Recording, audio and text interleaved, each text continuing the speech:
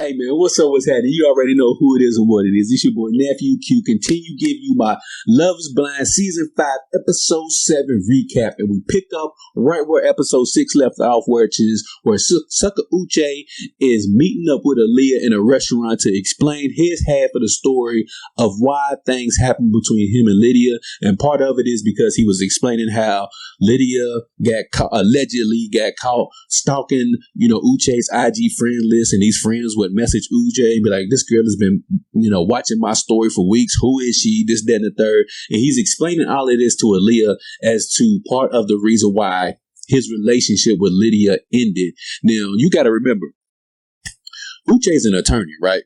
So he knows what he's doing. He knows how to give a lot by saying a little. And he also knows how to circumvent the truth a little bit. He knows how to bend a lie to where it's not a lie.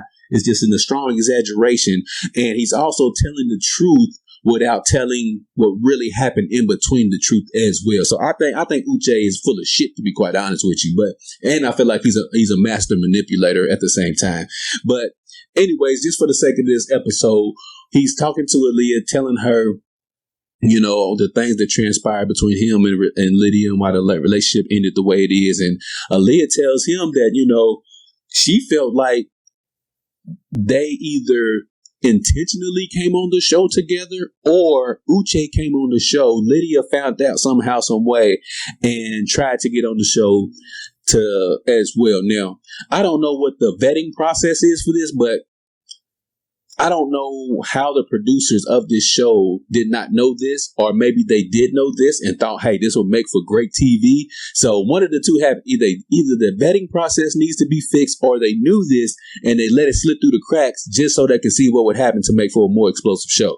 But anyways, she tells Uche that Lydia was going around the pod in the women's quarters, saying, things, insinuating that there might be somebody on the other side that she knows already.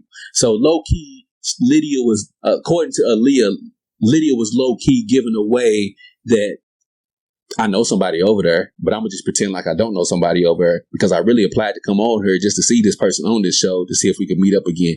And I kind of believe that's what happened, because the first day that they was in the pod, what did Lydia try to do? Do you think we should try to start off with a clean slate, start from zero, start all over again? If you broke up with this guy and it didn't work, why would you think it would work in these pods all over again? So something is up with this situation, and I do believe Lydia did apply for this show and knew that Uche was going to be on this show, hoping to run into him again. I do believe that part. Now, I don't know how she found out that part. But anyways, and Lydia, let Uche know that, Lydia was saying other things around other women, and it got to a point where Aaliyah, I feel like, was explaining herself too much, because the only thing that she did wrong was she didn't tell Uche that she was leaving the show. Now, she could have handled it a lot differently, yes, but Uche could have also responded a little bit different as well to make things a little bit more easier, show a little bit more compassion for her. But it ultimately ends at, also Aaliyah was telling Uche that she felt like Uche did still have some kind of connection to Lydia, because Uche was constantly, now they didn't show a lot of this during the show, but apparently the conversation was had between Uche and Aaliyah, and Aaliyah felt that Uche was concerned too much for Lydia's relationship with Milton. So she was trying to figure out, why are you so concerned about him? Like, you got me. Why are you worried about what Lydia's doing? Yeah, you might be concerned about her well-being as a person, and that's great, but that's her. Be concerned with me. But anyways, Sucker Uche eventually ends the whatever, I don't want to say relationship because they weren't in one, but he ends whatever it is that they have going on with her on some old sucker shit as usual, breaks Aaliyah's heart yet again, and he goes about his merry little way. And then we get to Izzy and Stacy, the couple with the best odds to maybe potentially work this thing out and figure out if they can figure out if love is blind. Now, Stacy goes over to Izzy's crib, right? And Izzy's showing her around the crib. And he's talking about the nightstand. Well, she's asking him where's the nightstand is. He says he doesn't have one, because women would constantly leave things on his nightstand, blah, blah, blah. But he says he has a lost and found for all of the accessories that come off during a woman's adventures over Izzy's house. Earrings. Whose are those? You don't know. At this point, no. You're lying. No, I really don't know. I've been here like a year and a half now, so like, are we just throwing it all out there? Izzy. Either you're this naive or you're just this dumb. But either way it goes, you should have known better. You knew. Now, first and foremost, why are you still holding on to these little love trinkets of women that think you claim women are, right? You claim you don't know who these women are. So then if you don't know who these women are, why are you keeping an item from these women? Because you're not going to see them ever again, right? Because you don't know who the hell they are. So why would you keep something from a woman you don't know who she is and you're probably not going to see her again? What's the point of keeping that shit? Now, if this was somebody you was, messing with messing with on the regular, then yeah, you keep it when she come back through. Hey, you forgot you left your, okay, cool, that's understandable. But why are you keeping little love trophies of women that you not gonna see ever again? That shit is weird to me to begin with. But hey, you a bachelor, you wasn't expecting to be in this situation, so I get it. But then once you are on Love Is Blind, you find your person, and then according to this episode, you had a chance to go home before she came over your house and you still didn't throw the shit away. That makes absolutely no sense at all as to why you would keep that just to prove and show to her, the past that you had, bro. Everybody on the show is grown. So everybody on the show has a past. She don't need to find your love trinkets to figure out, this is how you used to be in your past. She doesn't care that you were a bachelor. She doesn't want to know what you did as a bachelor. She knows that you got it in, but she doesn't need to know details of how you got it in. Just like you don't need to know details of how she got it in, who she got it in. You don't see her keeping, a pair of Nike socks over her crib in a lost and found. You don't see her keeping a fitted head of some dude in a lost and found over there. So what makes you think it's okay for you to keep these little love trinkets around the house just to prove to her, oh, this is how I used to get down in the past? She don't care. Like, that was the dumbest shit you could have ever done. And everything that you got from leaving that from her, like her being upset, your dumb ass deserved it because it was idiotic to keep that stuff, knowing. Now, I can see if you left for Love Is Blind and you didn't return until she came over your house, then it's like, I wasn't expecting, I didn't know. Okay, that's an excuse, but it's believable. You left not knowing if you was gonna find somebody or not. Like I said, it's weird to keep that shit from women you don't even know anyways, but okay, it's whatever. But the fact that you were able to come home, go through your place before she came over the next day and you still left that shit there, like, what was the point of that? This is why ladies, women, I get it and understand why y'all get so upset with me. I'm a guy, and the shit that Izzy's doing doesn't even make sense to me. And so I understand why women get so upset and why they see us as dumb because we do dumb shit like this. And then he didn't have an explanation as to why he still had the triggers. She kept asking, well, why do you have it? Well, I don't know. Well, if you don't know why you have it, then just throw it. And you know what? To alleviate the whole argument between them two about this situation, this is all you had to do, Izzy. Okay, I'll throw it away. Matter of fact, here, get it right now. We'll grab all that stuff. I'll throw it away right now. To show and prove to her that this doesn't mean shit to you. And the fact that you had it overnight to begin with, knowing that she was coming over the next day, still blows my mind. But the fact is that when she asked you about it, all you had to do is say, you know what? You right, baby. Let me get this stuff together. Matter of fact, we'll get it together. Matter of fact, here, you can throw it away your damn self. But anyways, I see why women get upset with us over stuff like that. But, one thing I don't particularly care for about Stacey is well,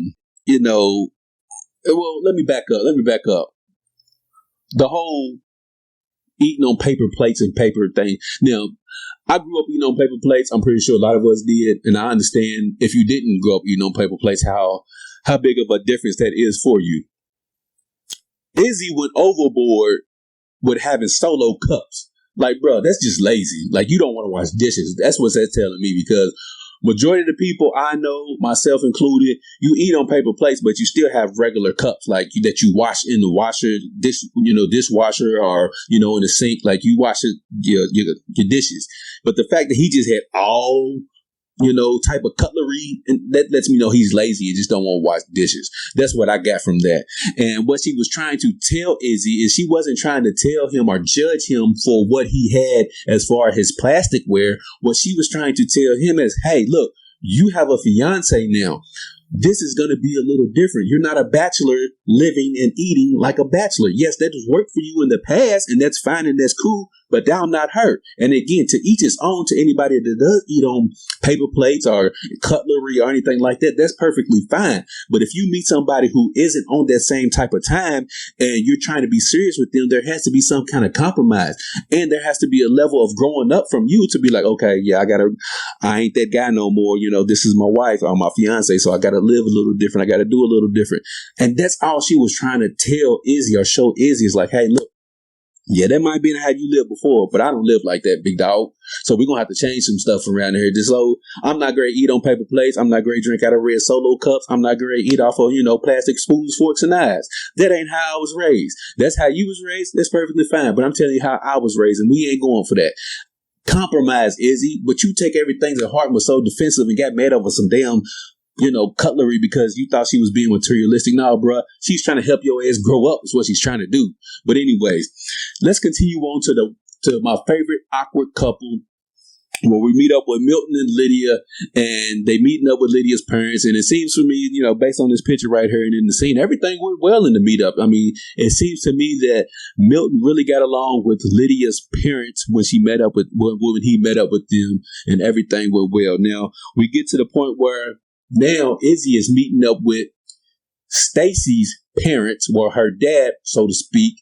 And as they were having a conversation on the couch, Stacy starts to get a little emotional, talking about marriage. Fighter that, like, when I say shit goes rough, like, I know what it looks like because I've seen something collapse. I know. Now, Stacy gets a little emotional talking about marriage because divorce is something serious. Divorce affects a lot of us out there, and she's holding on to the trauma that it has caused her and her own relationships, and being non-committal because she's seen how something can be torn down by divorce and how it affected her and made her feel, and she didn't want that, and she was afraid of that, so it made her reluctant to be committed to anybody in a serious relationship before Izzy. And you see that in that scene where she starts to cry, and it means a lot to her. And then we have up next where you see Izzy, Stacy's dad, out there, having a conversation about finances, and Stacy's dad is not harping on finances, but he just wants to make sure that he can help provide for his daughter, because he's like, yeah, love is fine, love is great, but love can't pay your bills. Love ain't gonna pay the electricity bill. Love ain't gonna keep the roof over your head. Love ain't gonna pay your credit. And he's right to a certain extent. Love, you can have all the love in the world, but if you don't have some kind of certain finances to whatever your ways and means of living is, love ain't gonna conquer that. And it's going to become an issue. And that's all Stacy's dad was trying to allude to Izzy. And, to Stacy's dad, he said, I'm optimistic about it. I feel like this can work. Like, I hope the best for you guys. So it wasn't like he was saying, well, you can't afford my daughter if you can't pay for her lavish lifestyle. All he was saying is, hey, look, my daughter has a certain lifestyle. Just help provide for her, because if you can't, then I got to step in, and that's a problem, which I, as a father myself with two girls, I completely understand where he's coming from. But anyways, the Pod Squad all gets back together, and they have the meetup.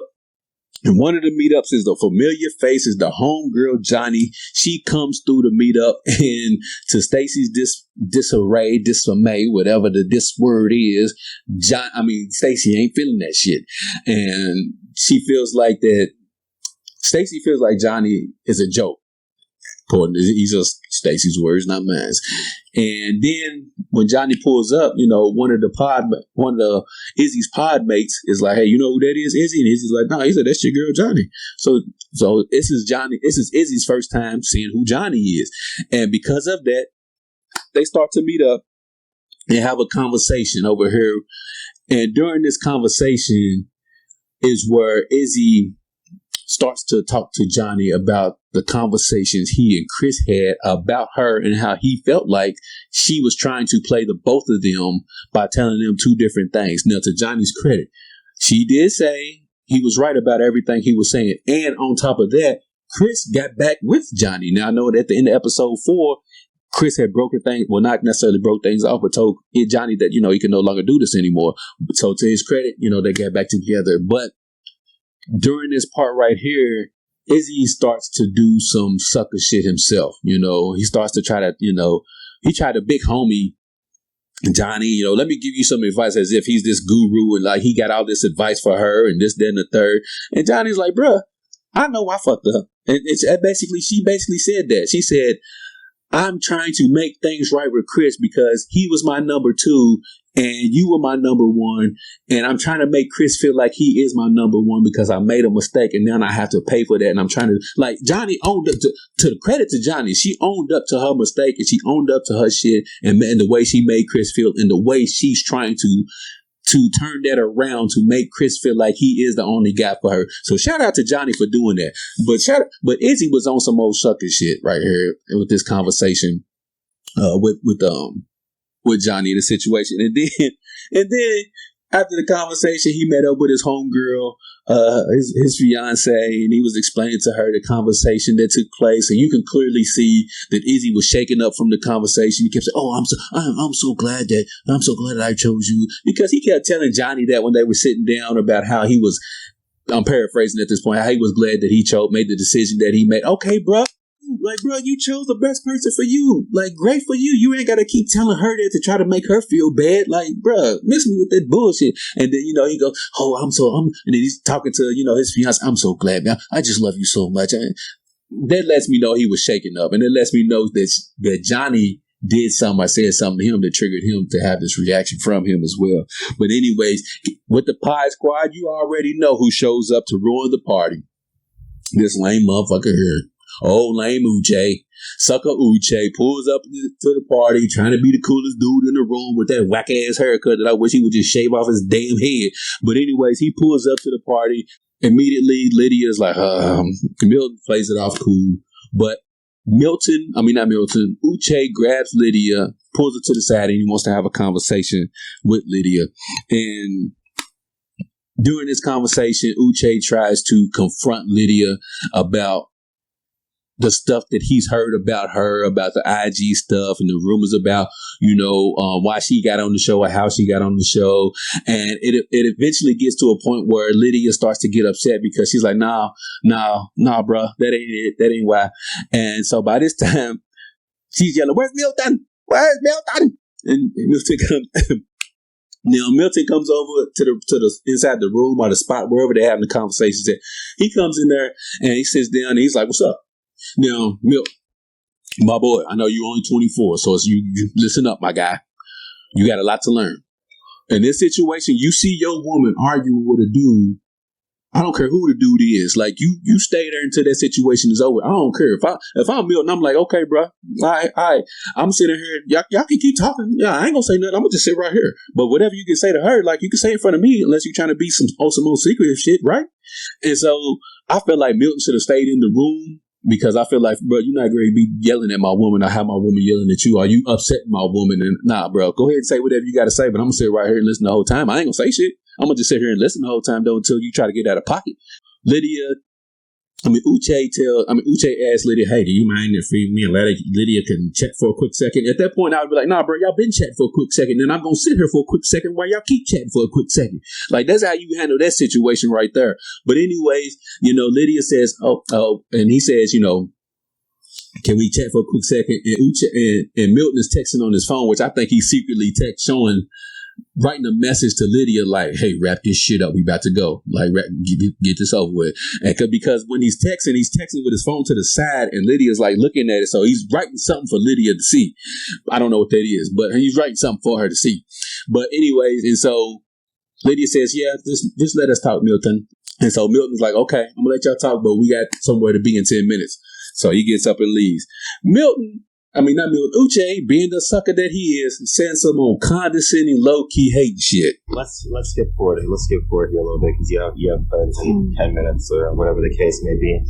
Milton talking about some. I know you got somewhere to be in 10 minutes or whatever. Like dismissing their plans. Like, yeah, whatever little plans y'all got. Like 10 minutes, I'm gonna cut through the bush. Like, man, somebody bruh, for real. Somebody need to hit Buddy in his jaw, but it ain't gonna go well because he's an attorney, so you already know that's gonna end with you in jail. But anyways, you know, and then him and Lydia go back into the conversation and they talk about Uche brings up, you know, her riding by his crib taking a picture, and she was like, "Bro, you knew I did that because I was on the phone with you when I did." So she's starting to, you know, his allegations against her, she's starting to, give a little pushback towards it. Like, bro, no, you're not telling the whole story about everything. And she's like, do you want to tell everybody what really happened? Do you want to tell everybody about the sexting? Do you want to tell everybody about you sleeping with another woman while you was with me? But yet at the same time, you over judging Aaliyah for her past, but yet you slept with another woman while you was with me. Like, bro, don't sit up in here and think you holier than thou. And again, that's why I said Uche is a sucker that loves to play the victim and only tells half truths because he's sitting here acting like, oh, well, everybody just, yeah. And so at this point, Lydia's starting to really get upset with him and starting to yell at him because he's like, bro, you're not going to sit here and disrespect me like this and try to make it seem like I'm just a crazy one out here doing all this crazy shit and you over here doing nothing. Now, that ain't how this party about to go. But anyways, that's how episode 7 ends. Can't wait to see how episode 8 begins and what happens to Uche. I feel like Uche is going to be a part of the rest of the season. I can't wait till Uche pops up on the reunion show. I hope somebody pops Uche in his damn mouth one good time because he deserves it. He needs it. But anyways, that's my Love is Blind season 5 episode 7 recap. See you back here for episode 8.